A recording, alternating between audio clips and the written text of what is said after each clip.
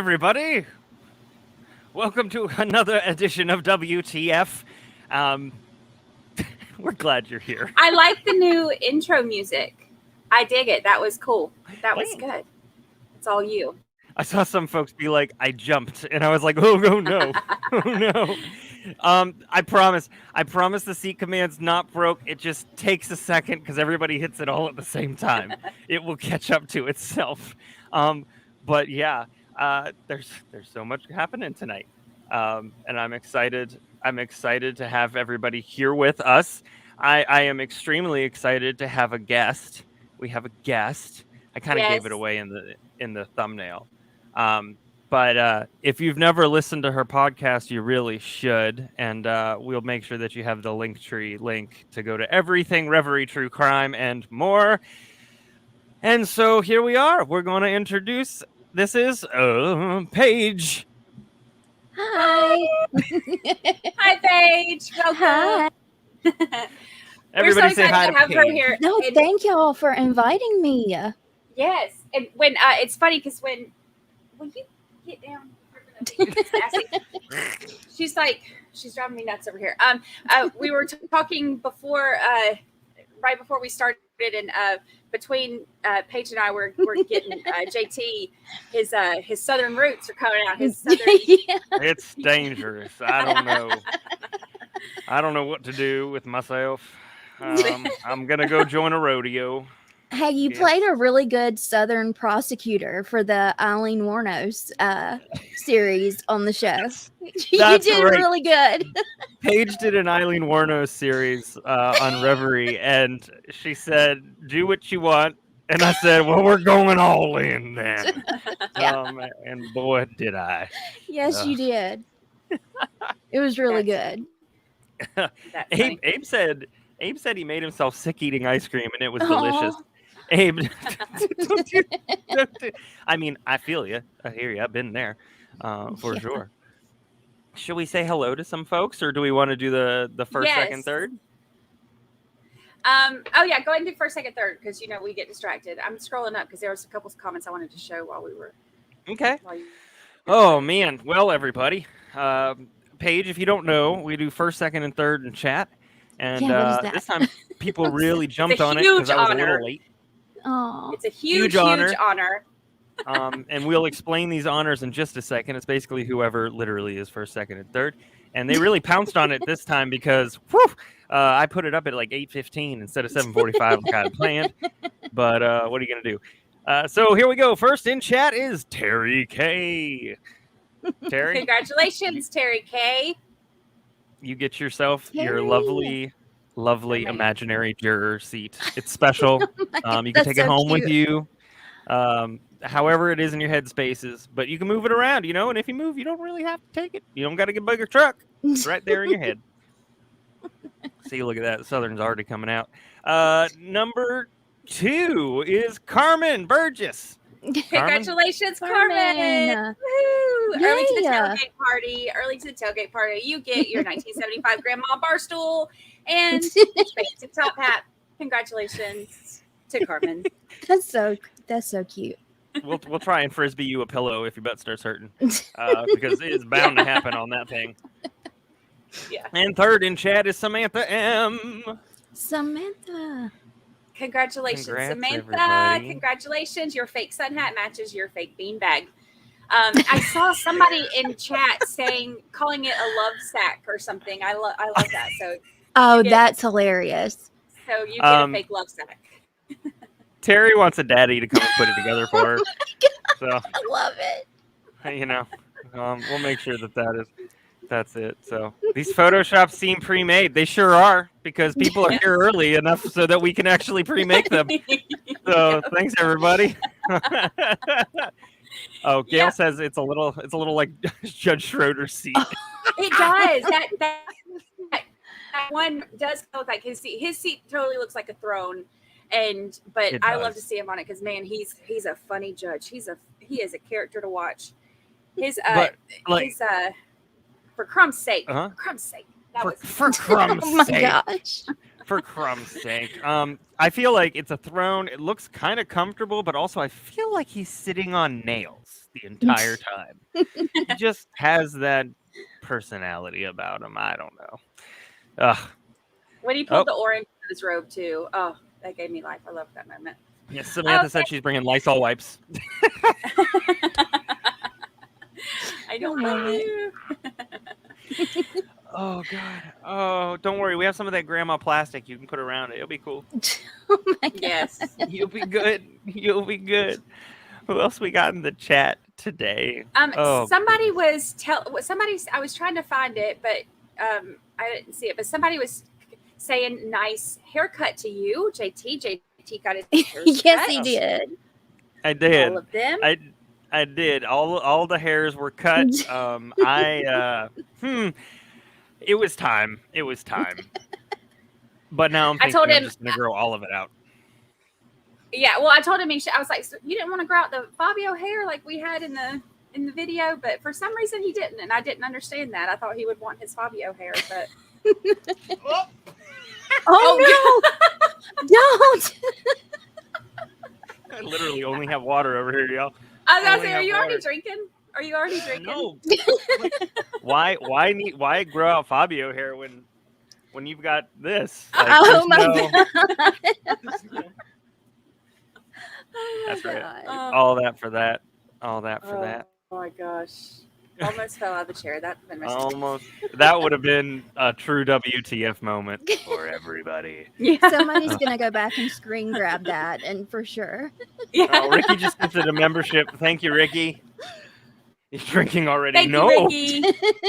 And Chunk of Bacon, welcome to the cult. Grab yourself some Kool-Aid with a C and an E because of copyright infringement. And grab your juror chair and join us in the family/cult/ you want it to be at this point. So. Oh my God, that's good. That is good. Oh, that's so funny. So funny. Oh no, not the loin fire wig. I don't know if Paige has seen any of those. Oh my I feel gosh. like we should show them. You have more wigs? No. Oh. like Moira on That's funny though. I was like, what? I haven't seen all your wigs. Oh my gosh. So funny. We did during the Lori Vallow trial. JT is such a good sport. So we were getting the WTF show ready for Sunday. And they had done in court that week, they had done the reading of Loin Fire, which was just so cringy and like that, this cheesy, like Harlequin type, I missed it. dollar store version of a Harlequin romance book. It was awful. And Chad Daybell wrote it, to Lori Vallow, and it was ridiculous. Oh. So that was going to go on the WTF show. So I texted JT. I was like, it would be funny. Oh. If you could put on. Stop. Yeah. I was like, if you could put on like a Fabio wig with like the button up and like the whole thing and do like a dramatic reading of it. And I thought he was going to be like, absolutely not. But he was like, let me find a wig. I'm sure I have one in the attic. And it was the funniest moment. Oh my God. It was so funny reading it. And it like people were trying to get him to start his OnlyFans, like doing this on the side. Like it was a trip. It was really funny. Paige, you and I have known each other for how long? How long have we known each other? You know what Years. I'm thinking, right? No, I don't know if I do. Patreon. Wait, what happened on Patreon? The cryptid Bigfoot. Well, no, it wasn't Bigfoot. Oh yeah, that's right. We read for Brew Crime's Patreon. Brew Crime and you. Yeah, both of us. yeah. We read a cryptid erotica. And boy, oh boy, was that something else, y'all. It was something. Some folks are, some folks got some time on their hands. And the amount of cryptid romances that are out there is crazy. Oh. Yeah. It's ridiculous. I'm so glad you all are here. Here we are. Here we are. Oh my gosh. It does. It sure does. Yeah. Almost as bad as the Idaho urinal Oh boy. Oof. that would burning when it peed. There was also a graphic that we did because with Lori Vallow they didn't have video, so we had to try to find ways around that. So we would make graphics to show who was on the stand and kind of give info about them. And so JT did them for the show one day, and we had Mr. Steven here from True Crime Web was in the chat, and he's like the way that he was standing, it looked like whoever was on the stand, it looked like he had his hands kind of folded in front of him, and he was facing the side. And JT had put like an Idaho thing. I did see that, and it looked like he was peeing. It did, yes. I remember that. Yeah. So now every time I see Idaho, it looks like a urinal to me, and with like really the flames does. in the background and everything. It was very. That was so good. It was exciting. Yeah. Idaho looks like if Idaho looks like a urinal, what does Mississippi look like?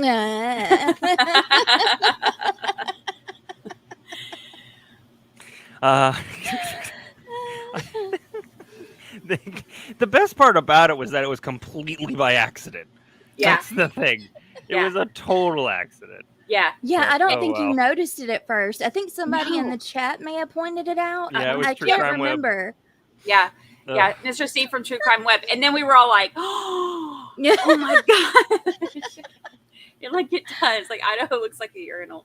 And it, like, just the fact that it was like all the fiery background, too. It was like, very burns when you pee into the Idaho urinal. It was amazing. So funny. So funny. So I know that we kind of keep y'all updated with how our little bitty channel is growing. And so before I forget, when I looked earlier, we have 6,094 subs now. Woohoo. And congratulations, y'all. Thank you. It's so exciting. And we have 649 members in our little cult family. So that is so cool. So cool. It has grown and we are loving it, and we love our little cult family. like Yep. Yes. What is that animal on your head? Oh wait, that's a wig, JT. I got myself a possum from down below. Cue Goofy movie reference. That was definitely a Goofy movie reference. Oh, all right, so we did not get our WTF show last week because it was Mother's Day, and we took the week off to spend with the mamas in our lives, the kids in our lives, the animals in our lives, whoever we spent it with. Some of us just stayed at home and caught up on sleep like I did. So it was, a day off for us. So this week we have 2 weeks worth of some WTF moments. And this is the first week that we are starting to do this now every other week. So that way we can take more Sundays occasionally to spend them with other people and sleep and, step away from our computers for a moment. So this is going to be our first one that of our every other week schedule. And we'll put that on the website to make sure that our new schedule stays up. Also, this coming week, we have so excited for our night court throwbacks starting this week. We did our poll on Friday, and the first throwback trial that we're starting with is Jodi Arias. And I am so excited because I was like, there were like 2 or 3 that I really wanted to do, and we will. But kind of, we didn't know which order we were going to go in yet. So we let everybody, vote on it. And that was the winner chicken dinner. So we are starting on that Monday, Wednesday, and Friday at 8:45, 7:45 Central. And I'm so excited for those. JT? That's going to be good. Yes. No, I'm very excited. Like I said, Paige has known me for quite some time, but I really like kind of the classic, the historical throwback stuff. It's kind of like my jam on a lot of notes, but I'm really excited to be able to hear 2 things. One, take us back to things that are done. We might know the outcome, but we don't know how they arrived at it. And 2, hit the trials where there are documentaries, but I want to see if the documentaries were legit because half the time they sway one way or another. Right. And so I'm excited to hit a lot of different things. So Jodi Arias is going to be quite an experience. And then of course we've got more coming. And somebody had just I said somebody. My mods are going to give it the end of the earth. Listen. On Friday I had said somebody, and literally in our Discord, our mods, their names became somebody, anybody, nobody, and I was like, God. I don't know who I'm talking to anymore. Oh my God, it was great. Oh, Lisa wants an update on OJ. You know, my new best friend OJ has not written me back. Sad face, and I still have not told my mama that I even reached out to him. My mama would whoop my fanny if she found out that I tried to reach out to OJ Simpson to invite him on here. I just watched him on a podcast recently. It's two guys. I don't know who they are, but I watched, and it's like one of the first interviews he's done or podcast or something in a really long time. And they told those two guys, all questions are fine, but that one. Okay. Oh, really? And so at the very end, they started poking, and he was like, I'm not going to talk about that. Okay. Just like he was over it. He was so over it. Yeah. Oh, yeah. Well, It was. To know what that one is. Yeah. I reached out to him on Twitter because I was like, why not? Yeah. Why not? But I was like, if he actually ever did respond, I'd be like, Yeah. come on. I need an adult. Don't tell my mama. Don't tell my mama, James. Don't tell my mama. Oh gosh, my mom would die.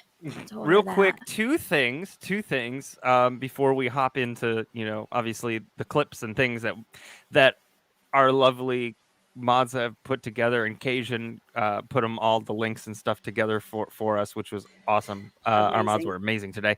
Yes. But happy birthday to Polly. It is Polly Prissy Pants' birthday, so happy birthday to her. Happy birthday. Happy birthday. So thank you so much for doing what you do, and happy 21st. Don't go crazy. I 21. don't think she's 21. I know she's Those not were actually the 21, days. but we're going off with that. We're going with 21. Nobody gets older after 21. Yeah, true. Yep. See, there she is. And she's here spending it with us. I don't know why, but, not even my wife wants to spend birthdays with me. No, I'm kidding. That's sad. That's pathetic. That was sad. That's a lie. Maybe if you start wearing the wig. She will. Yeah. It's just concerning. And then we got an update from Dean Sparks, our resident John Thomas one-liner. Yay. And he sent us an updated photo of we're gonna call her Justice because that's one of her middle names, but Baby Justice. Aww. And there she is. And Baby oh my Justice. gosh, Oh it's adorable. My gosh. Such a It little is doll adorable. baby. Oh. I know. That's our first cult baby. It is. Aw, It is. And I will pop this in the chat. It's going to take you to a link for future lawyer. Absolutely. It's going to take you to a link that, well, it should. Is it going to? There it is. In terms of his wish list on Amazon. And so you can check that out. Now, listen, you're going to have to translate it. And by that, I mean use Google Chrome's translator. And it's in pesos, but it'll change as soon as if you put anything in the cart. But that's Dean's wish list for the baby. And all that stuff's so cute. So you can't say no. I mean, that is the most precious baby. I just want to snuggle. Oh my goodness. I know. Adorable. So I know. Adorable. A bunch of people said, I saw that baby and loin fire. And I was like, that's not how that... I don't know if that's how that works, but all right, everybody. Yeah, somebody in chat was saying, oh, my ovaries. Oh, it's making me want... oh, my ovaries on fire. Everybody was wanting... Everybody, like, it gave everybody baby fever seeing them sweet little cheeks. Sweet little cheeks. Happy birthday to G&J's Mia. Oh. Mia? Yeah. Happy birthday to you, too. Happy birthday. Yeah, happy birthday. Yay. I love it. I would sing the Weird Al Yankovic Happy Birthday song, but nobody wants that right now. And I'm afraid that we'd get struck. So, yes. Well, we've got ourselves some clips for you all. Why am I talking like this? That is hilarious. That Look. you are gonna start developing and like adopting the Southern accent. Just Yeah. accept it. Yeah. Oh, It don't take long. You're gonna be using the things that we say. You're gonna be using our words. We've already got you on y'all. So that one's already You do. like check. That's the first sign. That's the first warning sign when you were becoming like one That's of us. it. The Yeah. autocorrect now knows when I say you all, it goes to y'all. So it knows. And he said, sing with it. Happy birthday to you. Happy birthday to you. Happy birthday, dear my Polly God. and G&M's Mia. Happy birthday to you. Ha, there you go. Okay, but Take you it. started with the Southern accent, and then you and still then it ended in came show into- tunes. Yeah, it Well, it that's ended just- in show tunes. Listen, But- you can take the you can take the theater kid off the stage, but you can't take the stage off the that's not how that works. You know what I mean. You know what I mean. Close enough. All right, so we've got a series of clips tonight. Woof. There's a lot that's happened in 2 weeks. Oh, and Everybody thinks I'm drunk. I'm not. and Brian Coburger will put in his plea tomorrow morning. Yes. Yeah. Oh, So is everybody of I know. the thinking that he will plead not guilty? Is that what we're on? Yeah. We're all on the same page with that. yeah. I think so. I'm excited to see what they rule as far as because isn't it right after he puts in his plea that they're going to make the judgments about gag or Well, I think what I read in one article is Casey's parents, they want to be released from the gag order. And I think they were supposed to go to court tomorrow too. So I don't know. Gotcha. Yeah. Oh, I'll be waiting. I know it'll be a while before we actually get to that trial, but it's Yeah. such an interesting one. Jill's right. We also have sentencing tomorrow on the babysitter cold case. Oh yeah. For Joseph Zeeler, also known as Chicklet. That's what I'm calling him from here on out. He's got this one tooth that's just right Oh here. God. And I don't feel so bad making fun of him because some of the crap we're going to hear him say tonight is just... Oh gosh. So, yeah. So y'all have been keeping up with things that I'm kind of out of the loop on. I'm just now getting caught up on all the Brian Coburger stuff. I was totally out of the loop with Lori Vallow most of the time. So I'm finally kind of getting back in the groove of trying to keep up.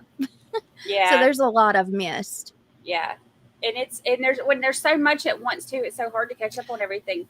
And especially on something like Lori and Brian Coburger, because there's so much out there. Yes. So trying to catch up on that is And I don't, has it been like this all the time and I just haven't paid attention where so many trials are going on at one time? Because I've never really noticed it like I have lately. I feel like the number of trials for women who commit violence against their children just like shot up. Yeah. And it was 2, right? It was just 2, but they were both big cases. Yeah. And the fact that they were both found guilty right before Mother's Day was mwah, Yeah. chef's kiss. Yeah. Yeah. Which is funny too, because I had even tweeted before the Letitia, verdict. I was like, man, and I just still didn't even think Lori Vallow was going to end as soon as it did. I was still thinking it was going to be like another week, but I was like, man, how awesome would it be? The best Mother's Day gift I could ever get is if both of these terrible mamas were convicted, within a week of Mother's Day, and then sure enough, it happened. So, which is actually one of our. Obviously with the convictions that had to make our WTF moments because it was just such a huge moment for Heck yeah. for justice. Yeah. All right. Well, You got it? which one you want to go with first? Because we've got a couple things here for Lori. We've got something Archibald said. We got the video of the serving them with papers, and we've got the verdict. You want to go with the verdict first? Let's do verdict. Let's get it out of the way. All right. Let's do it. Oop. In the District Court of the 7th Judicial District of the State of Idaho, in and for the County of Fremont, State of Idaho plaintiff versus Lori Noreen Vallow, aka Lori Noreen Daybell, defendant, case number CR 22211624. Verdict. We, the jury, duly impaneled and sworn to try the above entitled action for our verdict, unanimously answer the questions submitted to us as follows. Question number 1. In regards to count 1 of the amended indictment, is Lori Noreen Vallow not guilty or guilty of conspiracy to commit first-degree murder of Tylee Ryan and grand theft by deception? Answer, guilty. Question number 2. In regards to count 2 of the amended indictment, is Lori Noreen Vallow not guilty or guilty of first-degree murder of Tylee Ryan? Answer, guilty.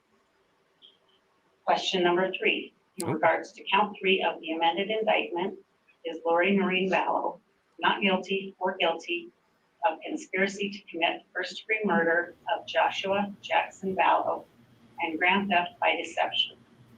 Answer, guilty. It's like everybody's out there waiting on the Question verdict. number 4. In regards I to can slowly count see 4, her hair the turning into amended pigtails. indictment, is Lori Noreen Vallow not guilty or guilty of first-degree murder of Joshua Jackson Vallow? Answer, guilty. Question number 5.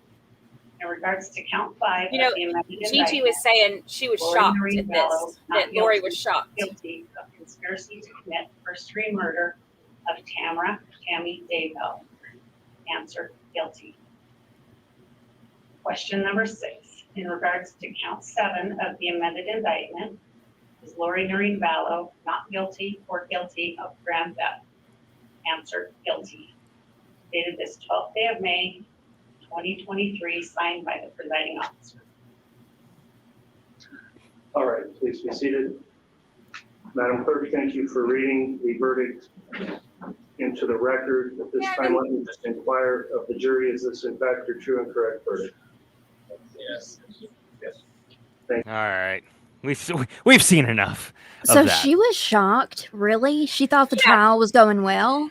Yeah, Gigi said that she legit thought that, you know, she wasn't going to be that she was going to walk Wow. out. It said, like, you know, even, and you can see in the video for the sentencing, like when she came in, you know, she's got a smirk on her face and she's you know, it just seems kind of like nonchalant about everything. And then yeah, when they read everything, then she had her, you know, her arms crossed and you could tell. But Gigi said that, you know, she came in there and she was, you know, thinking that she was going to be found not guilty. And That's wild. yeah, and she said that she was furious with her attorneys for throwing Chad under the bus. So Yeah, his trial is going to be very interesting. yeah.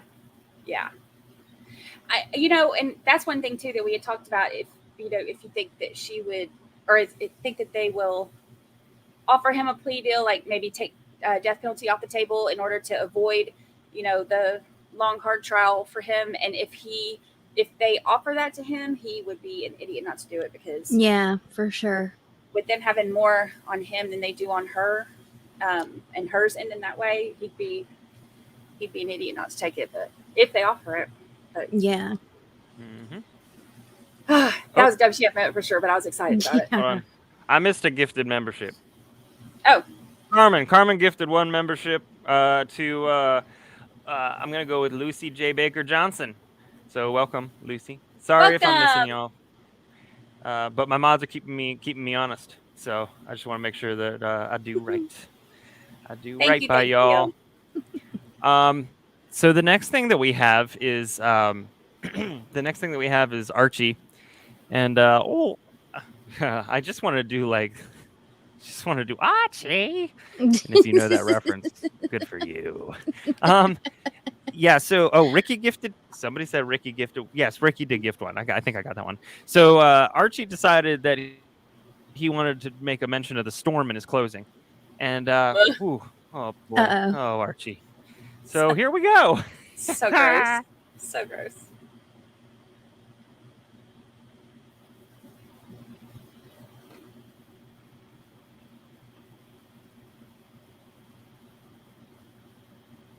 I don't see it.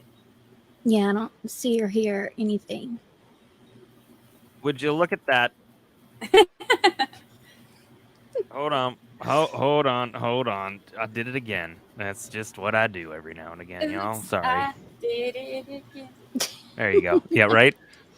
This case Here we go. Now hear him. is This not case. about multiple lives or multiple creations. It's not about zombies. Not about being a leader of the 144,000. If there's anything we learned about a storm, it's that you hide from a storm. You seek shelter from a storm. That's what you teach your kids.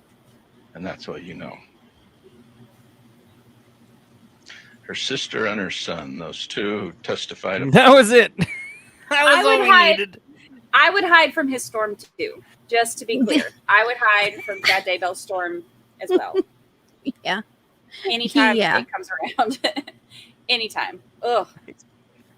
I can't even say, like, I came through a storm today when I was driving home from the airport, and I came through a storm, and I couldn't even say, like, I was texting my friend, I was like, yeah, I'm going through a rain thing right now. I can't even say storm now because it's so gross. The rain thing.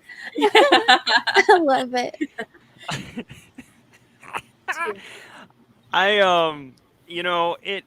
One of my favorite bands, which people might give me heck for, but is REO Speedwagon. I love REO Speedwagon to the ends of this earth, and they have a song that's called "Riding the Storm Out." Yeah. And it is ruined forever for me now.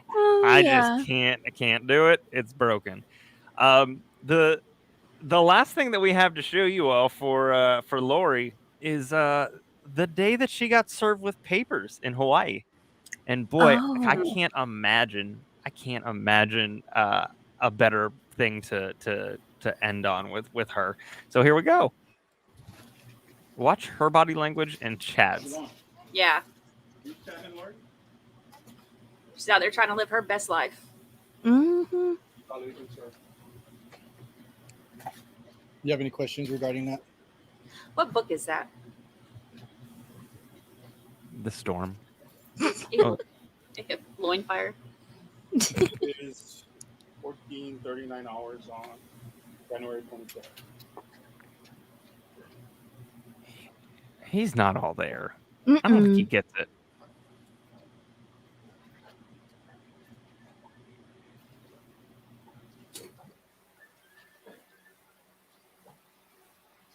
Look, she's just looking at it like, oh, Yeah. I wonder interesting. what's going through her mind Yeah. at that moment. I'll beat this. Yeah.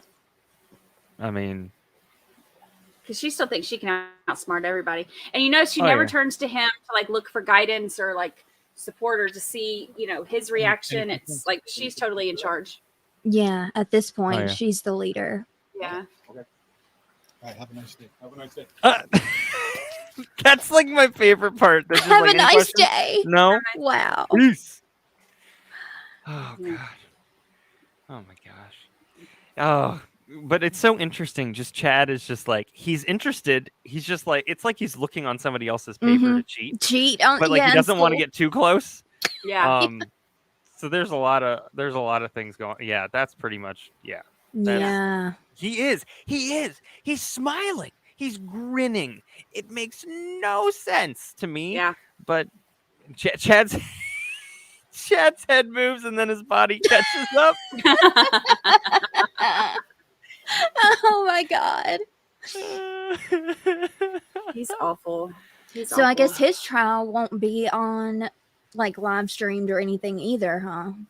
We don't know actually. Yet, but I mean, I would think that he'll have the same judge. But with their trials being separated and this being the last of the charges or the last trial, for this situation, they may allow it to be. Maybe he'll allow it to be televised, since he Wow. doesn't have to worry about the jury pool being tainted anymore. And That's true. yeah. Oh, Jam says the book was Visions of Glory. Oh, Oh, Visions of wow. Glory. I knew I saw Glory on there, but I didn't know which one it was. Visions of Glory. Now, Not question Glory. for y'all. Do y'all think she believed There it in is. the religious stuff that she was talking about in the Doomsday? Do you think she was really a believer in that? Yeah, that's really, yeah. Brandi? So I think that she was, to an extent, and I think that she started to, in this is just my opinion. I'm not a lawyer, and I'm not anything else. This is just my own personal belief. I feel like she started believing some of that, and then she would kind of push things to make it fit into what would work well for her. And then she wanted to believe it so bad that she, almost like you've met those liars in your life that like they'll start believing their own lies. I feel like that's kind of what she did. I think that she did believe a lot of things that she was saying initially. I think that she kind of altered things to fit into what she needed or wanted her life to be. And then she started to believe them so heavily because that's what she wanted to be true, that it became her a true belief kind of, for her. Yeah, it became her truth. So that's what I think. But yeah, Carmen said she wanted to believe, and I'm with y'all on that for sure. Yeah. Oh, she's awful. Yeah. She's a horrible Her person. mugshot, like the most psycho Pippi Longstockings photo ever. Hold on, wait a second. Yes, that was awful. Hi, pretty girl. Everybody say hi to Lucy. Lucy, oh my gosh. What a doll, baby. Oh, say hi. We need to brush your hair. You are a man. Oh, here you go, everybody. Here's Pippi Longstocking. Not cute. She not is a good so look. not. She is not there. Something is missing. Yeah, and I don't know what it is. She has aged so much since she's been in there too. She has. Which I guess I don't think they have Botox on commissary, but so I know she's limited on what she can do. Right. But she looks awful, and I just think that karma is catching up to her. And I'm oh no, Polly. Pigtails are cute on most people, but this is I wear braids all the psycho. time. Yeah, I wear braids all the time, but she does not. That's not how. That's not a good look for her. Jam said your face melts when you can't get Botox anymore. Yeah. All right, so I said we were done with Lori. We are done with Lori. Okay. We're gonna move on. We're gonna move on to a person that Brandi calls Latisha. Bring her on. I thought that's what her name was until I was talking to JT before we came on here, and he said it kind of different, and I was like, oh, I was in my head, it's Letitia or Letitia. Like that's just what I thought her name was. Well, I call her Latisha because she lies all the time. But I love somebody on Twitter called her Letitia Stank or something like that instead of Letitia's Talk, because everybody's talking about how she looks like she hasn't, she hadn't been watching. Yeah, Latrasha, that's another one. Latrasha, that's a good one. Latrasha. All right, but these are two fantastic clips. The first one, obviously, is the verdict. So let's see how this goes. I don't want to get rid of. Oh, we can get rid of me. That's fine. Can you still hear me? Yeah. Yeah. Okay. Cool. All right. It's fine. I'm good with this. All right. Here we go. We reach verdicts in this case. All right. If you would hand the instructions and the verdict forms to Mr. Sproul, please.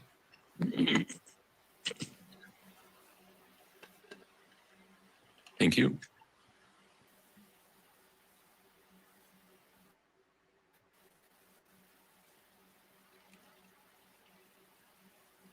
Maria Sanchez with the Russian accent. Who doesn't speak Russian? McFlurry McMahon can give Nick Botox. Right. In proper order. I will have a question for you because there's some extra writing on here, but I think I understand what's going on. So with respect to count number 1, charge of murder in the first degree after deliberation, we, the jury, find the defendant, Letitia Stout, guilty of count number 1, murder in the first degree after deliberation.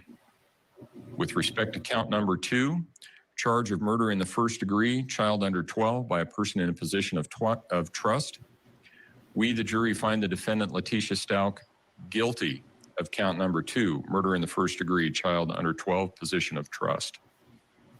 With respect to count number 3, charge of tampering with a deceased human body, we, the jury, find the defendant, Letitia Stout, guilty of count number 3, tampering with a deceased human body. With respect to count number 4, charge of tampering with physical evidence, we, the jury, find the defendant, Letitia Stout, guilty of count number 4, tampering with physical evidence. I wanted to ask the jury, or actually the foreperson, there is some extra writing on here with respect to question number 1. There's a cross through and some initials. And then on part B, there's also a cross through with initials. Was that signifying that you were not answering that and you intended to answer guilty as to that charge? Yeah. And is that what you intended with all of the other verdict forms? All right. With that, does either side wish to have the jury poll the prosecution?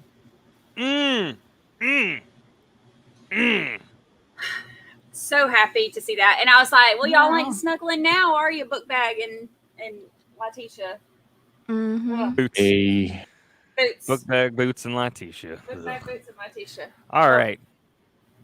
So the next thing that we have is actually Judge Werner's, Judge Gregory Werner, his actual speech to Letitia Stout.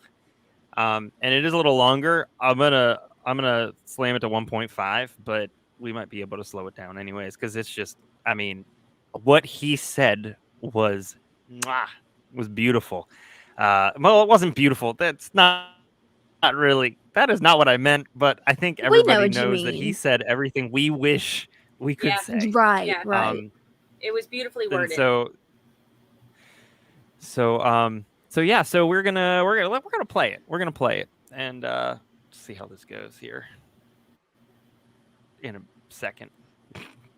In just a second. One moment, please. Yeah. All right. What does that say? That's one trial. I wouldn't want to watch. Yeah, no, I don't want to. No thanks. No thanks. All right, here we go. Parents' worst nightmare is getting a phone call letting them know that something has happened to their child. How much worse must that nightmare be when law enforcement asks not for a picture of your loved one, but rather DNA and dental records? I've also heard it said that one of the worst tragedies a parent can experience is to outlive a child. I have known people, both professionally and personally, who have gone through that. It never leaves them, but the sharpness of the pain does diminish to some extent over time. Putting her head I down. cannot fathom the pain Mr. Stout and Ms. Bullard have experienced as a result of the defendant's actions. A sentence in a criminal case such as this will not change the fact that their son's life was taken from them, and no sentence I impose and nothing I say will ever change that fact. Ms. Stout, you betrayed the person you loved enough to marry. You told your husband lies and took away someone he loved. You took away every day that Mr. Stout or Ms. Bullard could have had with their son. When you take a life, regardless of how you do that, you forever alter the future. Neither Mr. Stout nor Ms. Bullard will ever see their son graduate from high school, go through the joy and the pain of that first love, or get married. They will never know what kind of impact their son may have had on the world if only he had lived to become an adult. And had Gannon's body not been found, they never would have known what happened to Gannon. They would always have had a lingering doubt about what happened to Gannon. And I cannot imagine the pain and sense of loss associated with that. You betrayed your daughter, Harley Hunt. I I'm glad he cannot brought imagine Harley the up. emotional impact that you have had on her due to your selfish and calculated actions. This is a young woman that trusted you to put her interests above yours. This is a young woman who believed in you and believed you were innocent of this crime right up until the time that you pled not guilty by reason of insanity. And she still loves you. That's natural for a child, and it doesn't matter how much older they get. You were supposed to protect her. I cannot imagine the guilt she feels or the therapy that she will need to address your betrayal. There is no evidence that she had anything to do with the murder or your cover-up of it, but some people still think that she is somehow involved. She wasn't. The incredible strength of will and courage that it took for her to come in and testify is amazing to me. But she did it because, as she said, it was the right thing to do. And while thankfully she didn't testify, let's not forget about Lena. You betrayed her too. You took her brother from her and forever altered her family dynamics. She will always wonder who she can trust and will always feel that loss. She was there the day you killed Gannon. His body was still in the house when she got back from school. At some point, you even claimed this 8-year-old girl helped you move her brother's body from the basement to the back of your car. That's just simply not true. As she gets older, That's so Lena messed is up. going to want to know more, and she's going to want to know if there was something that she could have done to prevent this. I hope she comes to realize that she has no fault in all of this. You betrayed your stepson, and you took his life. You took away everything he was and everything he could ever become. I can't imagine the terror and confusion that he must have felt in the last moments of his life when he knew his life was being taken by someone he trusted to protect it. Your attempt to raise the claim that you did this because of your adverse childhood is also a betrayal of people that have mental health issues. It is no secret that there is a large part of our population that has mental health issues. It's also no secret that our country and our health system could do a much better job addressing mental health issues than it does. However, the number of people with mental health issues who become violent is small, and the number who become murderers is smaller still. Your claim that a mental health issue caused the murder in this case is a disservice to all those who struggle with mental health issues every day. This isn't the first case I have presided over in which sanity or a mental condition of the defendant has been raised as a defense. I have had cases where the defendant's mental condition caused the defendant to act out in a certain fashion. But even in those cases, I have never seen conduct like this. I understand the claim of dissociative identity disorder. I have seen something resembling that, and I have seen defendants with schizophrenic disorders. I can understand those. What I have seen is that the mental condition causes the person to act a certain way, and when they realize what they did, they are astonished by what happened, or they have no memory of what happened. Your claim is that it was another personality that murdered Gannon, but there is no time during the minutes, hours, and days following the murder where Letitia came out and wondered, gee, why am I carrying a body around in my luggage? Yeah. Wow. That just isn't credible. You knew what you were doing. You made a number of clear and conscious decisions to cover or disguise what you had done.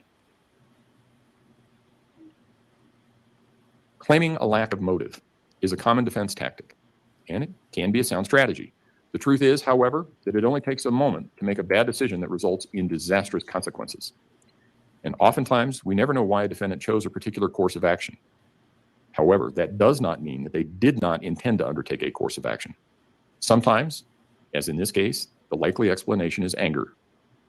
An 11-year-old boy with burns who feels that he's not being taken care of. An 11-year-old boy on the verge of being a teenager. Those of us who have lived through people or kids with, that were teenagers, we know how that is. It is not hard to imagine Gannon saying something, "You're not my mom. I want my mom. I want my dad." And that would be enough to make you really angry. But anger is not an excuse. A defendant is responsible for the choices they made and the actions they undertook, even though those choices arose out of or were motivated by anger. It's clear that you hated and were jealous of Landon and Bullard. You saw yourself as a better mother than she was. It's clear from the evidence that you had some resentment from being left with Mr. Stout's children. It's clear you had some resentment toward Mr. Stout because he traveled as part of his job. Some of that manifested as early as Al's assignment in Alaska when you made allegations against the people in his unit. That caused Al to have to return from Alaska. And in one of the phone calls that were played for the jury, you talked about having to take care of his kids while he was away and what a good mother you were. It's clear you felt trapped. You wanted out. You were searching for a new job and a new location in Florida. Mr. Stout had been gone on his new assignment for less than 2 days when the fire in the basement occurred. I can imagine that you saw your whole future consisting of taking care of Mr. Stout's children while he was off doing his thing, and that's not the future that you wanted. I can imagine Gannon, at some point after he sustained his burns, telling you wanted his real mom and how that comment would have made you angry. You took your frustration and anger for the marriage, the child care, the absence of Al, and even living in Colorado. You took all of that out on Gannon. The evidence suggests you first stabbed Gannon repeatedly, 18 times. Based on the number of defensive wounds, he was clearly conscious for some of that. He was certainly gravely wounded.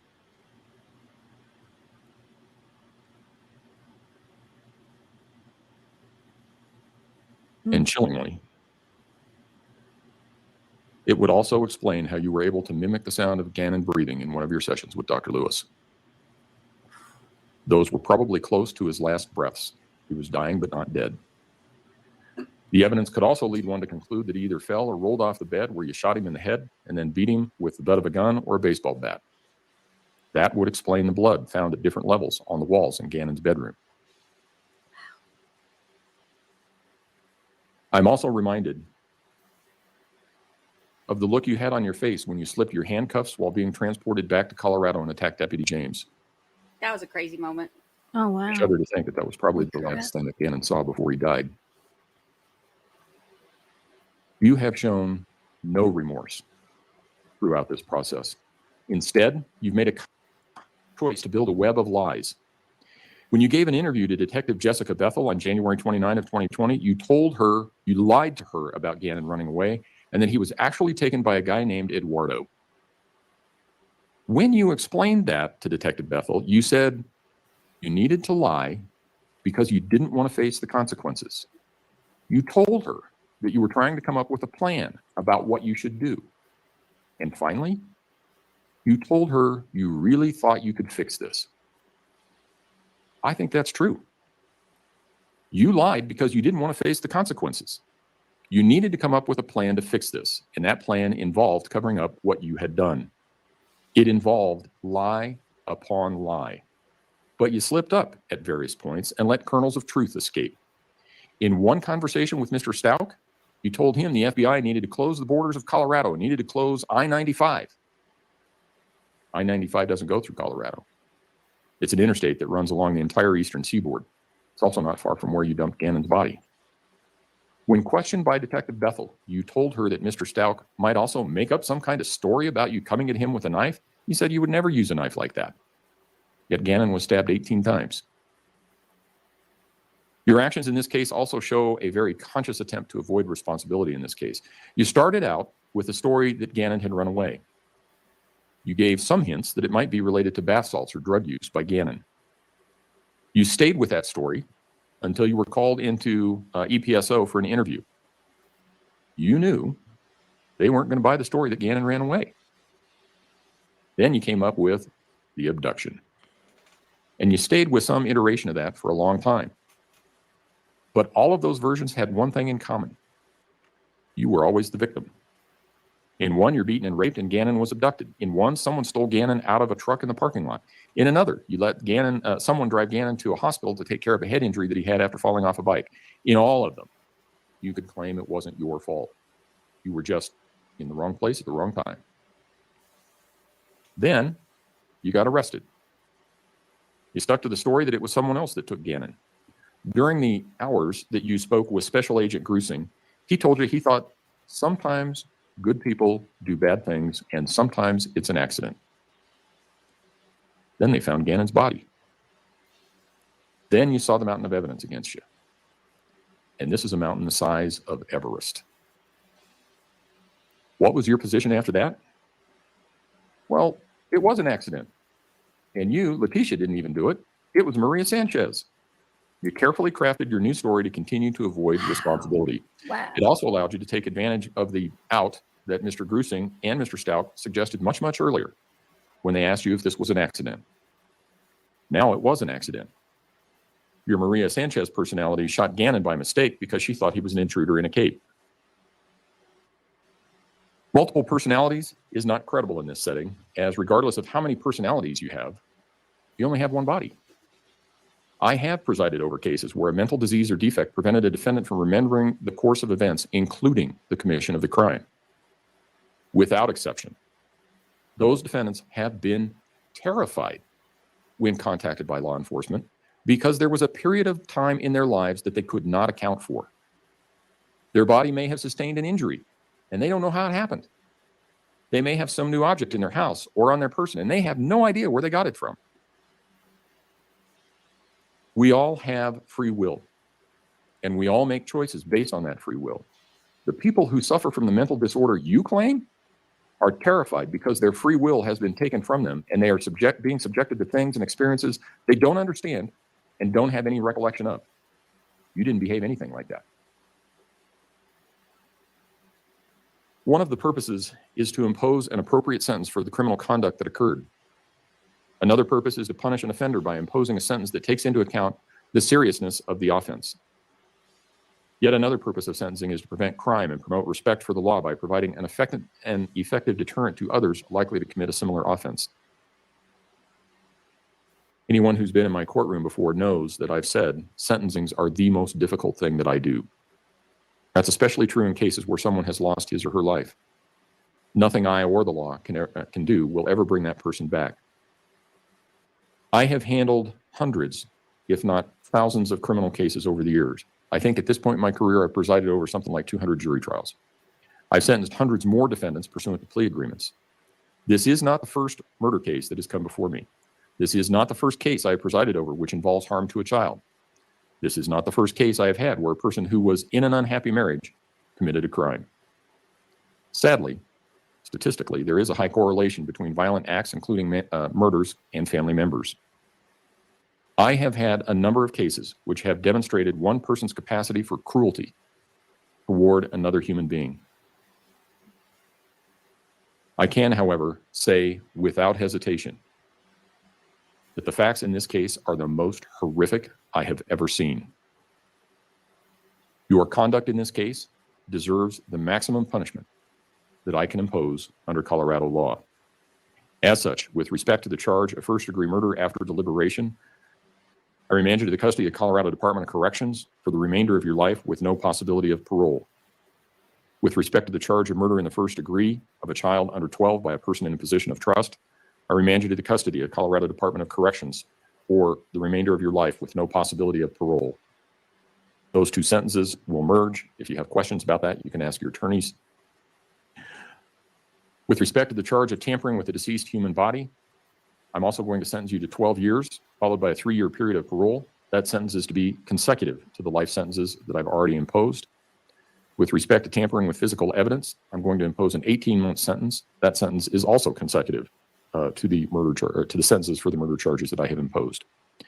I also understand, with the consent of the prosecution, and I'm assuming no objection from the defense, that I will dismiss all the charges in 20 CR 3170, close that out subject to restitution, give the people 49 days for restitution, 14 days for response, and if there's an issue, we will set it within 90 days from. I think that resolves all outstanding matters. Is there anything else that the prosecution wishes for me to address? Wowzers. Wow. He nailed everything on that. He did such a good job.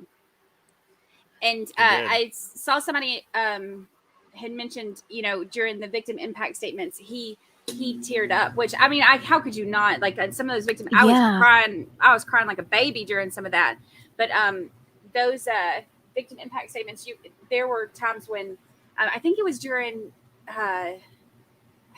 Gannon's dad's Al. I think it was when Al was up there that that's when he got when he finished, you could see him wiping his face. I was like, oh, me too, Judge. I'm sad. Oh, too. yeah. Oh, it was awful. Wow.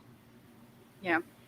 He nailed it with those closing statements, though. Seriously, I didn't know all sentencing. the details, so to hear him say all that, Yeah. oof. He pointed out her lies. He said, Mhm. he pointed out the mental health part of it. He pointed out, when he was talking about how she, slipped out of her handcuffs and she had attacked, Yeah. The officers that were transporting her or whatever. And he said, I shudder to think that your face in that moment was the last thing that Gannon saw. I was like, I hope that, some of that, which, she seemed like she was typical Letitia, tuning everything out that, didn't affect her positively. But I hope that some of that actually sunk in with her and hurt. But, yeah, I was trying crazy. to watch her and watch him at the same time. And she showed nothing that I could see. She sure showed a lot during the trial, though. Yeah, she's flipping people off and. Oh yeah. What? Yeah. Oh yeah. She got in trouble, and there was something that at one point somebody had said something, and she like audibly said no or something. I can't remember what it was. Oh wow. Mine escapes me. I know somebody in chat will remember it, but yeah, that was. Oh yeah, she did mouth Harley. Yeah. And happy birthday and some other stuff, and she and Backpack got along just nicely. There was a point in which they were reading some of her internet searches, and they were looking at apparently the list of searches on his laptop and just laughing at all the stuff as he's talking about these searches that she had. Both of them were laughing, and there was just a lot of unprofessional conduct in my opinion. IMO, as one would say. Made me so mad. As the kids say. So mad. They're going over her internet searches where she's talking, like looking up to see if she can get like facial reconstruction to go on the lam, and about if they check under bridges and things like that. Like she's checking all these they're reading these internet searches, and she's trying to figure out how to get away with this murder of this 11-year-old child. And she's sitting over here and her attorney is too. They're basically like snuggled up, like, dang. Oh gosh, it made me so mad. That is insane. Yeah. This is a trial to watch, but especially with it being a kid and being a mama, I'm a mama of a boy, so that part was really hard. This trial did give us a lot of our WTF moments, because Lord knows she is full of crap and she was full of WTF moments. But this one was hard to watch for the sadness, but also just I was so mad at her. Yeah. But if you think you're mad at her, get ready. Oh yeah. Get ready. This is a terrible one. Hold on. This is the babysitter cold case trial that we've been showing some stuff from at night in our night court show, and it's a 33-year-old cold case, and they were able to finally bust him after 33 years because of DNA. Wow. And here, wait a second. Hold on. We've got a couple things before we go into. Hold on. Holly Berry gifted a membership to Hippie Chicky. So hi, Hippie Chicky. Aww. And then hi, Hippie Chicky. Thank you, Holly Berry. Vamos gifted 5 memberships. Thank you to Elizabeth Evans, so Garden Critters, Mbali Michali. I hope I said that right. Oh, good grief. And Marina Girl and Melissa Beeman. So welcome to the cult/family. Welcome. It is what you want it to be. Let's be honest. And thank you so much for the gifted memberships. Thank you. We appreciate that so much. Wait a second. Something else just came in as I was doing it. Oh, we got 2. We got Ivan. Thank you very much, sir. And then we got Dean. John Thomas eats pistachios in the shells. Aw, Dean. Thanks, man. Thank you so much. Thanks, y'all. All right, so here we go. This guy looks rough. You know whether or not Miss Cornell washes her sheets? How I got that is by the information I was given from you was discovery, and I thought that the only way my DNA could have gotten there was me sleeping with Jan Cornell and Leanne Deller. Did you sleep with Jan Cornell and Miss Deller? It's possible because I was here. Well, now you were here. I mean, I was here in December of '89. I testified to that earlier. And what I believe happened is I slept with Jan Cornell and Leanne Deller, and they were just too much of a pig not to wash their sheets. That's There the it victim's was. mom. That was it. That was it right there. Yo, what? Jan Cornell, yes. When we were watching this the other night, I was like, somebody pointed out that my face was like, I can't hide my emotions in case y'all Yeah, haven't. no, me neither. Yeah, and so he's In Washington. talking about this is him talking about the victim's mom. He's saying that his DNA is on there because the victim he slept with the little girl. He slept with her mom, and that she's too much of a pig to wash her sheets. He called the victim's mom a pig on the stand, and we were all like, I cannot believe that this pig just called the victim's mom a pig. Yeah, and so here's the end of this. Watch this. We didn't have this on the list, but watch this. Oh God. Murderer, so what? I can't Yeah. that. I mean, she's calling me a rapist and a murderer, and I'm calling her a pig for not washing her sheets. At what point in the 33 years has Miss Cornell called you anything? What do you mean? At what point Well, is she? why am I in court today? You're all trying to convince this See that jury chiclet?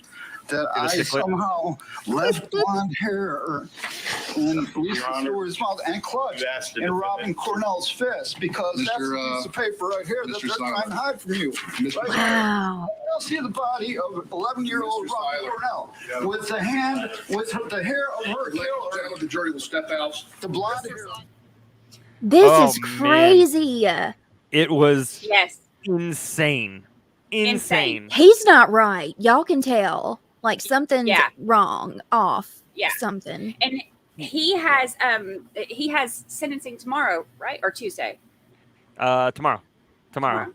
And it's a death penalty case, so It's a death penalty case, yeah. So that'll Yep. be interesting. Wow. yep. He is a few fries short of a Happy Meal. Uh-huh.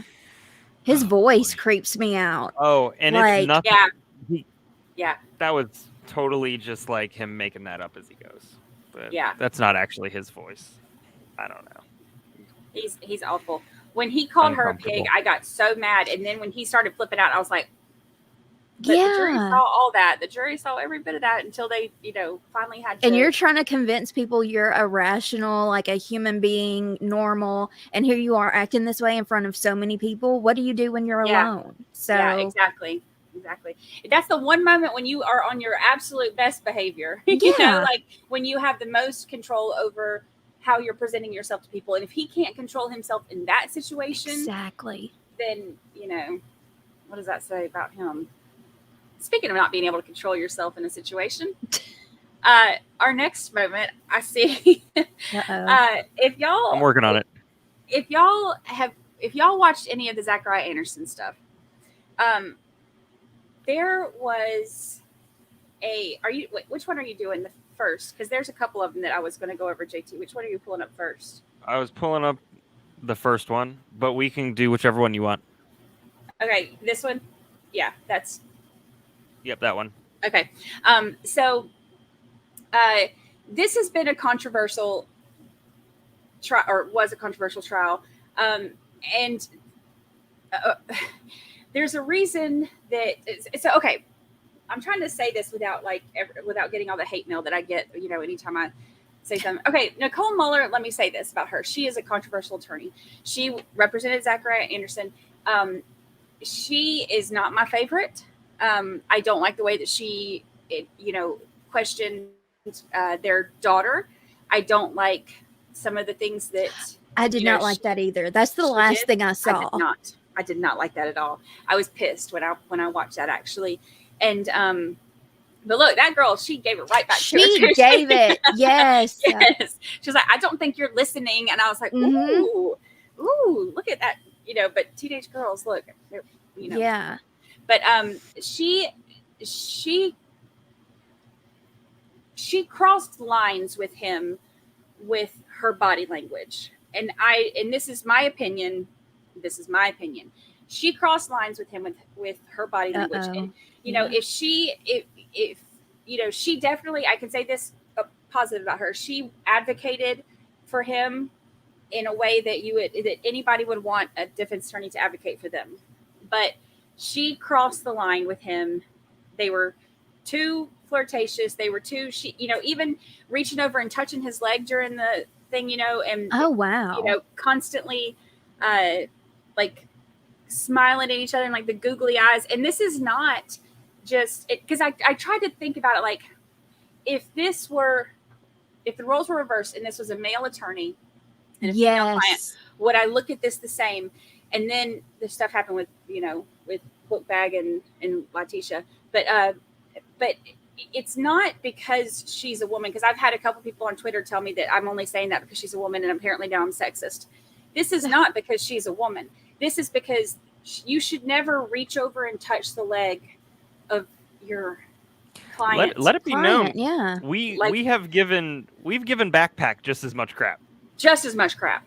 Yes. So yeah, it was completely inappropriate. He's inappropriate too, but I'm not surprised by that because he's been inappropriate, you know, during the whole time. He cannot control his facial, you know, his reactions and his yeah. And didn't he like do his fingers up to his mouth, telling his daughter like to hush, basically? Yes. Yep. Ugh. Yep. Wanting to, you know, keep her, give her the symbol to keep her mouth shut and not say anything. He looked at his attorney, Nicole. He looked at her chest multiple times when they were going through the stuff. You know, he would look over and like they would grin at each other. And there are a couple screen grabs too from during the trial where they literally look like a couple in love, like, you know, looking at each other. And it's so inappropriate. And I realize that like sometimes, you know, you don't look, I'm like the number one, like I cannot fix my face. I cannot fix my face. Right, You want to know exactly what I'm thinking. So like, I get that like sometimes, you know, you could be making a facial expression just as because of something that you're hearing, or you just get caught at a weird angle. And I get that happens, but this happens so often. And that it can't be. Yeah. It's accident, you know, anything. It can't be explained away at this point. It's revolting. It's googly eyes. yes. Did you get all right. So here is. Did you get I've got the next clip one of? coming. Okay. Which there were I wish we don't have any screen grabs of their googly eyes, do we? Hold on. Hold on. I don't think I saved any. Let's see here.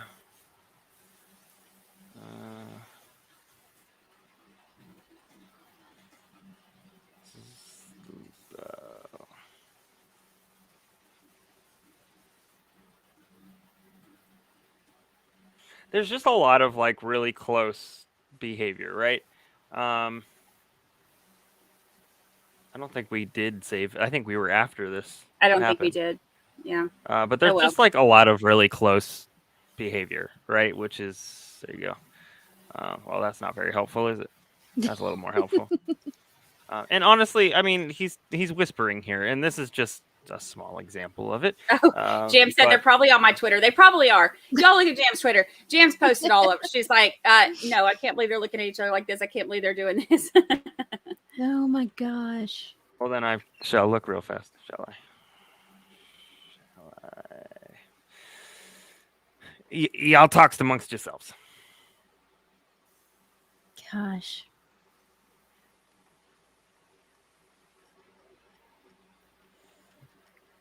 And you know, to do that kind of stuff when you know you're being filmed and you know all eyes are on you, you would think you'd be more like self-aware. Yeah, you'd think. But I can't stand her. I tried. You know, but here's the thing. Like I said before, I am not a fan of her behavior in the situation. But if you're going to have a defense attorney in your corner, she would be a good one to have because, you know, she did. That is one thing. She did advocate for him. So, but yeah, I wasn't a fan. She was intense about that for sure. All right, here's just one quick example, and I'll give credit to the person who posted it because that's what we do. But like just the interactions are just fascinating. Wow. Yeah, and it was like that all the time. That was all the time. That was stuff all the time. That came from Don from Lounge Bar Crime. That's just what I was able to find. So thanks, Don, for unknowingly sharing that with us. And hopefully that's okay with you. But I gave credit. All right, so here's our next one. Yeah, imagine that. Here's our next one. It is Judge Schroeder speaking to Zachariah Anderson. He's so funny. He's so funny. He is. I hope you're ready for this, Paige. You're not ready for this. I'm not ready.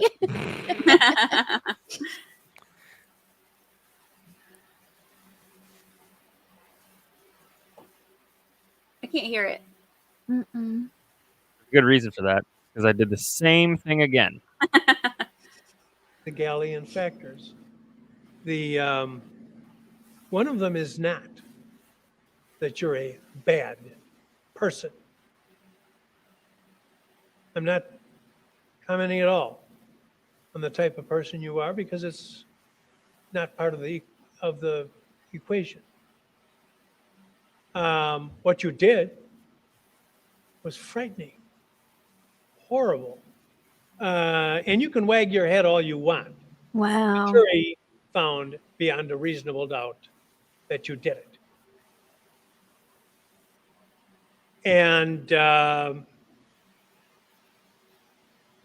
so this... Look at his face. He's pissed. The loss of these people is beyond measure.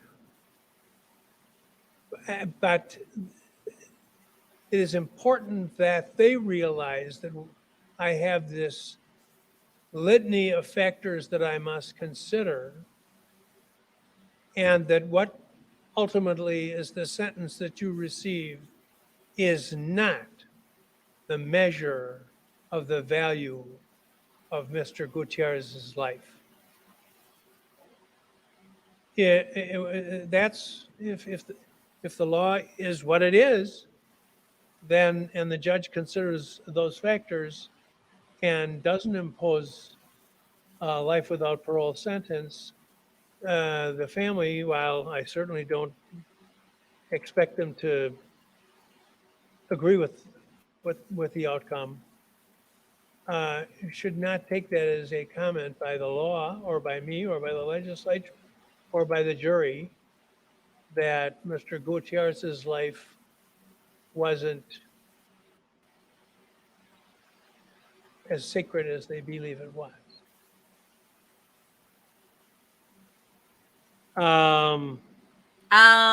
That's like Judge Schroeder's there it is. That biggest soundbite.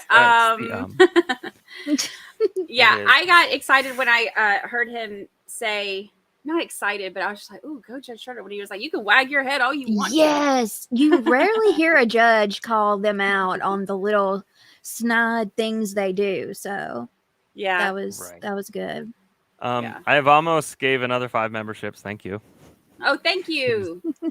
It's gracious. Thank you very much. So Justice Jane, Sylvia, Kimmy B, Novel Leo 22, and Whimsical Druid. I like that one. Thank you so much. Now you're in the cult. Welcome. And Join also, us. before I forget too, because I didn't take my ADD medication, so I forget things. Before I forget, his brother, Zachariah Anderson's brother, is going to be on RA's channel, Recovery Addicts channel, on Tuesday, right? I think Tuesday. I think it's Tuesday. Somebody will correct us in the chat, I think. Yes. Oh, yeah. That happened. Yeah. Oh, he was the one. Yeah. Oh, yeah. Oh, yeah. Okay. Yep. 1444. we love that moment. Yeah, he got caught, not caught, but they had, it's not like he was like just watching and like goofing off or whatever, like, but they had played it to go back and look at the facial, when they were talking about whether or not they, he was repeating the die and all that stuff, whatever. So Yes. they had gone for that. So he had it pulled up for that. But what was really funny is after the live stream played in Recovery Addicts, his voice or his face or whatever, when he heard his voice, he was like, what's happening here? Because he originally thought it was like feedback or something. And then when he realized what was happening, he was like, it was amazing. We had so much fun with it. And then it was that was like on a Friday, I think. And then the following Monday, we were in chat and we were laughing. And somebody had said, Judge Schroeder's looking at his computer screen. And somebody was like, scratch your head if you're watching us. And, there's like that like 20-second delay or whatever it is. And then so 20 seconds later, he's like, no way. Oh, yeah. Oh, my God. Y'all, that is hilarious. There you go. I have the video. Jams has come out and she's shown up. I got the video that she posted. So here we go. This is gonna be this is great. So here we go. Oh my God. Let's make sure I didn't mute it. Okay. I don't even know if there's gonna be any, but do you see this? Do you see the hair flip? Look. Wow. Which I know, so flirtatious. Yeah, and I know when you have like longer hair or whatever, you constantly are trying to fix it and stuff. But that was a little bit much. Look at that. Yeah, this is much. She did the flip, right? And she brought it both forward on both shoulders. She And did then a lot. She pushed back the side towards him, which might be her luck, and that's fine. But I mean, this is it's too much. That's what I say. That's too much. I agree. Yeah. That's a lot. Thanks, Jams. Yeah. Oh my goodness gracious. All right, and here just to say goodbye. That sounds really bad. Just to say goodbye. I cannot, and I think this is the appropriate test. I can't exclude the possibility that the jurors will see it as Mr. Gravely does. And that's it right there.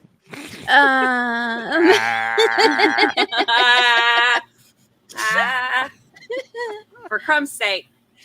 For crumb's sake. Literally the best thing that's ever been said in a courtroom. For crumb's sake. Oh my gosh. Good grief. The judge does seem adorable. Yeah. He's so funny. He's like that one clip where he like all of that. It's like he pulls out an orange and it's like he's just like, oh, like it just the most random like little moments like that from him were so. Oh my God. He was so entertaining, and and I know like he, there are some people that aren't fans of him, but I'll say this about him: like he could go on tangents sometimes, but I liked that it did explain things, like he and he got his sassy pants on a couple times too, telling what was it that he told Nicole Muller, like I didn't tell you to interrupt me or something like that, like so. Wow. He seems like just like this kind of, sometimes he comes across as like kind of like a this goofy old dude, but he stood his ground too, so he was entertaining. I'm picturing that orange moment in my head, and I'm just getting so tickled because that's like something you would see on a cartoon or like a silly movie or something. Oh, he straight up just like magicked it out of his robe. And I was just waiting for him to like pull a rabbit out, and then like just the what are those, the handkerchiefs, scarves, like the handkerchiefs. Yeah. No, look what I can do. It was really funny. Yeah. And like the beginning of that sentencing was just totally left field in terms of topic, and I really thought he was going to be like, back when I was an attorney.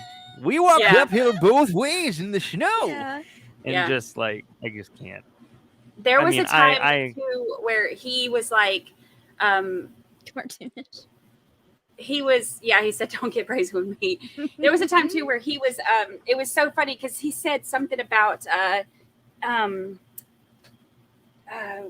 like he was sitting there going through court papers or whatever. He was like, "Oh, sorry, what was it? I wasn't listening. I've got a civil case going on that I was looking at papers for or whatever it was." And we were like, "Oh my god, what?" Oh, he's no Judge Warner. He's honest. Yeah, I mean, he was entertaining for sure. He was definitely entertaining. And now for my next trick, I'm gonna tell you about how gas was 25 cents. It'll be fine. Gas was 25 Gail said Judge Schroeder's a typical old geezer. I know because I'm married to one. Aw. Thank you, Gail. I love you, Gail. You got such a good sense of humor. Oh, good grief. So funny. He is. I mean, honestly, Judge Schroeder. Abe hit this on the head. Judge Schroeder is one of those fellows where you'd expect to see him on like Animaniacs. Yes. And it's just like, order in the court. I'll have a cheeseburger. He's like that judge. Yes. That's the judge he is. Good so grief. Funny. Called out. Called out.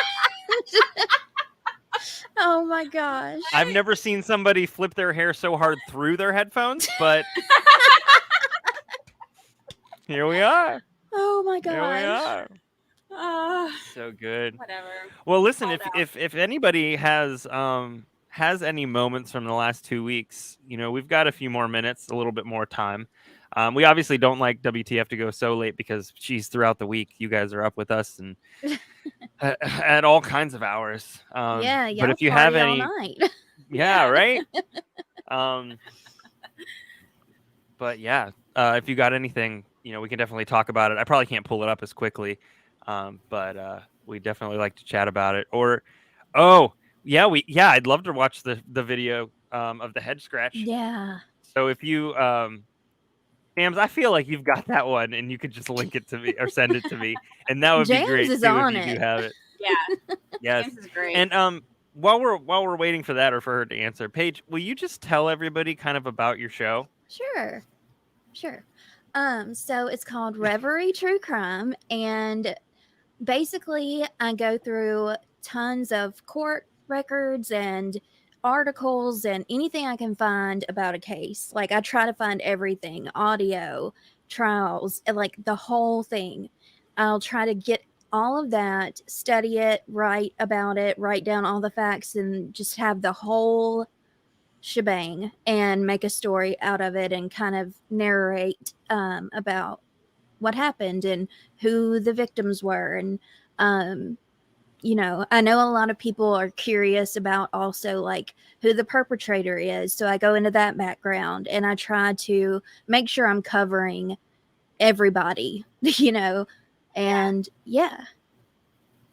That's cool. Simple. Yeah. And we got your links. Very good. I think they've got, I don't know how to do all the tech stuff. That's not my I appreciate that, y'all. I think they have it to where we have your links up on. Oh, yeah. Yep. That's so sweet. Thank y'all. So check Paige out. She's literally everywhere that you should be, for sure. James, again, she said, "Are you interested in hearing this?" And I was like, "Well, I sure am." So here's what I'm going to do. I want to move us on the other side briefly, because that's where our lovely friend RA is. And his face is fantastic on this one. So here we go. Judge, scratch your head if you're watching us. Yeah, you realize we have to wait like 15 seconds for the judge. Oh, 15 seconds is what it was. Lay in YouTube for him to read it. If he does it, I'm clicking it in a heartbeat. Oh. Yo.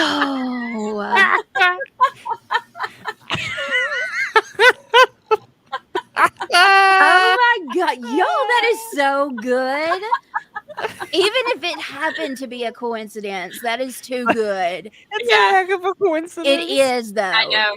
I said the same thing. I was like, that could be a coincidence, but for it to be like the exact time of the delay and such a specific thing to scratch your head. Yes. It's not like he'd just been sitting there scratching his head, exactly. Whatever. It was so specific, so it was hilarious. Wow. Especially because it was right after the whole, him watching the that is so having good. the cat on and That is oh, it's crazy. amazing.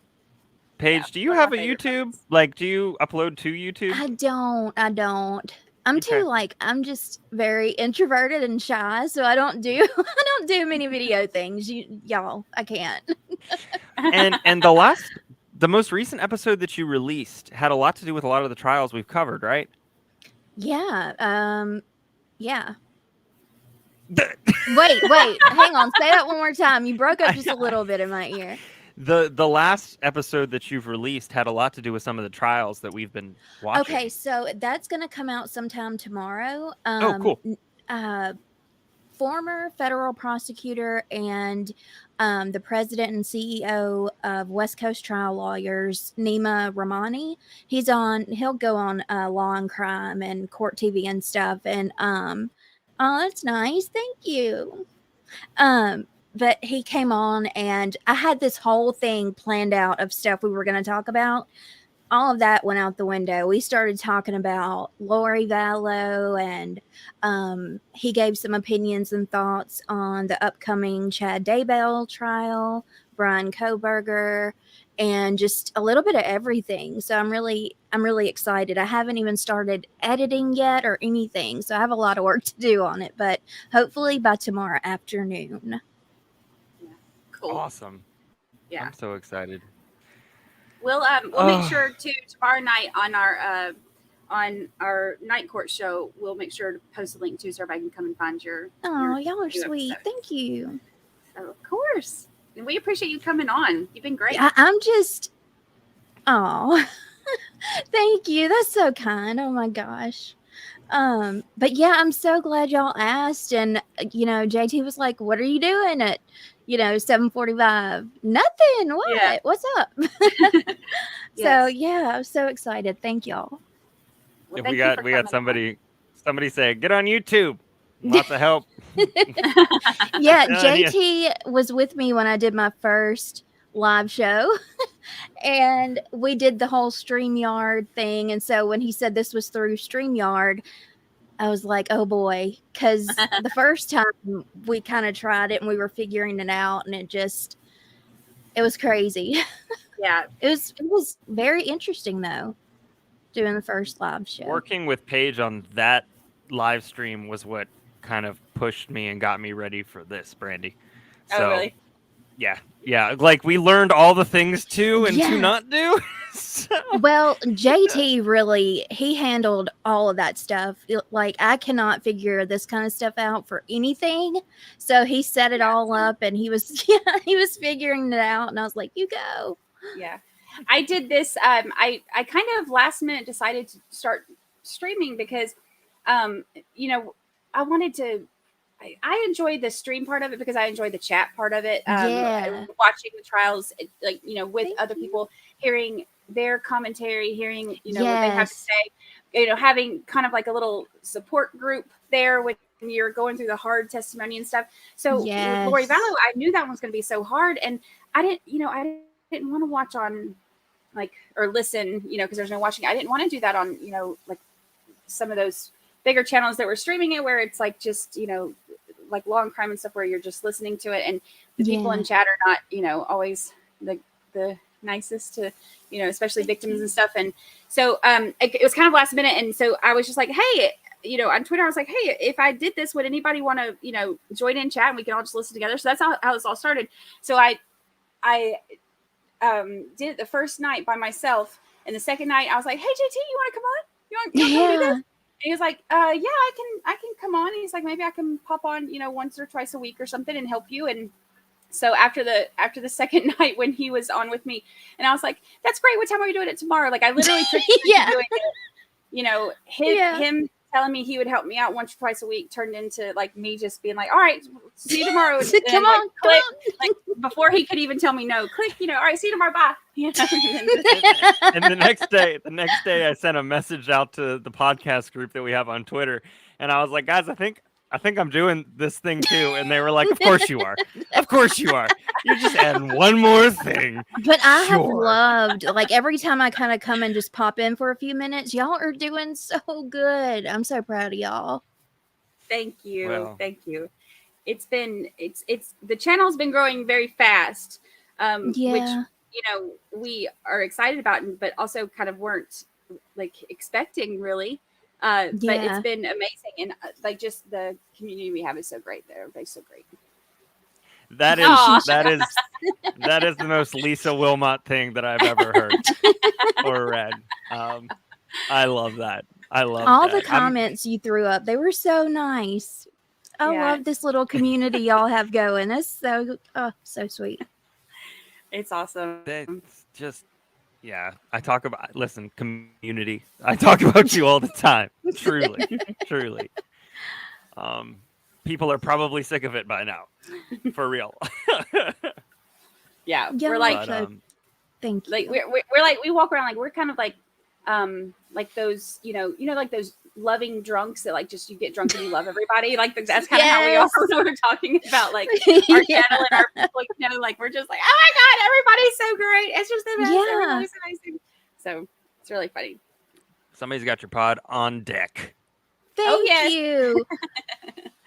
Thank Yep. you. And just before we Paige with Reverie and Mike and I from Brew Crime, every now and again we get together and we put together what we call the Brewery Report, and we go over. It's like a nice palate cleanser, and we go over basically all the ridiculously stupid news and anything you could think of. And so that's something that we do as well. And you can so much find it on fun both with feeds. that. We have so much fun doing that. No, we just let loose on there. That's Lex, awesome. she was not a juror. She wasn't, but that's cool. Yeah. She's a good friend of mine, longtime friend. She's got a podcast called Reverie True Crime. Check her out, for sure. And now she's also an official honorary 13th juror. So you're now in the cult. You're in the I'm family. honored. Look, Paige, your voice has been recognized. Oh, that's so sweet and so unreal. Thank you. That's so unreal. It is strange, isn't it? It's a weird thought. But it's cool. All right. Well, Brandi, Y'all, you want to close this out? Yeah, Paige, thank you so much. I'm y'all. so appreciative of you coming on, and we just love you, and you're welcome to come back any and every time you want to. I'd love to. Yes. Tomorrow night on Night Court, since Paige will have her new stuff out tomorrow, we will have the link for that so that y'all can definitely check that out. Also tomorrow, I don't have court for Richard Barrett in the morning, so there won't be a stream for that. But I will tweet. I think I may do like just a short thing tomorrow. I don't know if it's going to be live, but I may release the video for the case that I was telling y'all about, Laurie. She's not to trial yet, but Laurie, the one who my college roommate knows that her husband went missing, and turns out she shot and killed him, buried him in the fire pit, and my friend was roasting marshmallows over his body and didn't know it. No way. Yes. She and her lawyers are trying to say now that her daughter, who is 14, but she was 7 at the time, they're trying to say that she did it, that her daughter wants to come say she does and stuff. So the judge has denied that from being allowed. So it's a whole big mess, and there's a lot going on. So I will probably release the video for that tomorrow. I don't think I'm going to do a live stream on it. I'm excited about not having court and would like to take a day where I'm not rolling out of bed getting on. So I'll do that tomorrow, and then tomorrow night, Night Court starts. We have our first throwback trial that's starting. So we will have the link up for that tomorrow as well for Jody Arias. So y'all join in on that. I will be like counting down the moments for that one because I'm so excited about it. So, and I'm also going to have the website updated tomorrow with the all the new exciting stuff going on so that y'all can check that out. So, True Crime was here. Hello, Mr. Steve. Thank you. He's the one who pointed out that Idaho looked like a urinal. That's right. Oh my gosh. Yes. That's hilarious. Yeah. Oh, and then the death penalty verdict is tomorrow for the cold case. So we will definitely have updates for that as well tomorrow. So Y'all, we love you so much. Thank you so much. I appreciate you. And we are so excited to have y'all here with our little channel growing. So thank you for reporting to jury duty. We appreciate you. And I know we talk about a lot of hard stuff, and we had a few laughs tonight. And even if you're dealing with something, look for the helpers, as Mr. Rogers always said. So take care of yourself, take care of your friends and family and others, and smile every now and again. It helps. And we'll see you guys tomorrow night. Bye. Bye.